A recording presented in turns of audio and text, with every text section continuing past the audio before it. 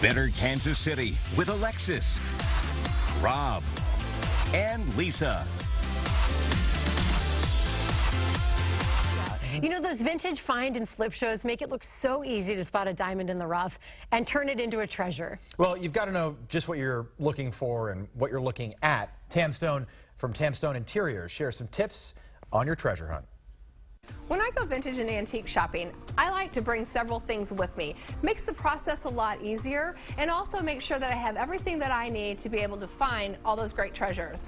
So the first thing that I do is I bring actually a small, in my case, vintage bag with me. Having a small bag is important because a lot of places will not allow you to bring in large bags. You could just pilfer something and put it in there. And also it allows you, when you're going through the stores, to be able to keep it close to your body. And that way you don't run the risk of knocking over some vintage china or something like that. In my bag, I keep several things. Obviously, first of all, cash. Cash is king. It gives you the best negotiating power with any antique dealers or vintage dealers. I also like to bring my phone. This will allow me to take pictures of pieces, and I often will take pictures of the sign of the store as well as the piece that I found if I'm not ready to purchase it right at that time. The other thing that I have in my phone is I will have all the dimensions of what I'm looking for. So when you find that beautiful chandelier or that unbelievable table, you know if it's the right size and scale that you need. So I keep all of that in my phone and have it handy and ready with me. The other things that I bring include a tape measure, just a small little one, allowing me to measure the items that I find to see how well they'll fit. A flashlight, and I really like these small little mag lights. They have really great lighting power, but also they get into small places. I use these to look for hallmarks and different kinds of maker's marks on different pieces of furniture.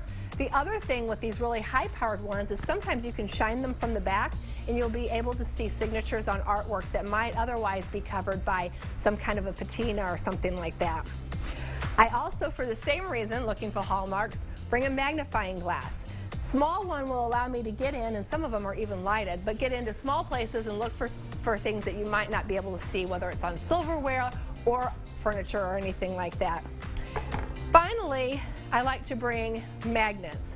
And sometimes this will give you an idea of what you're actually dealing with. In this example here, I've got a piece of cast iron from a pot long ago that helped you from getting your hands burned, but I wouldn't necessarily know what this metal was. But now I know that it's got a magnetism to it, so it starts to give me an idea of what I'm working with, whether it's tin or something like that as opposed to a steel or other type of metal. And I just bring a little notepad for notes. I put all this in my small bag and I'm ready to go vintage and antique shopping. It's interesting she talks about the purse size because having a big bag nowadays makes it so easy to carry your life around with you. Yep. But it can be bad in tight spots with breakables. Yeah, at a certain size, it's not really a purse anymore. It's actually just luggage, and you're better off wheeling that around. Yeah. Coming up next.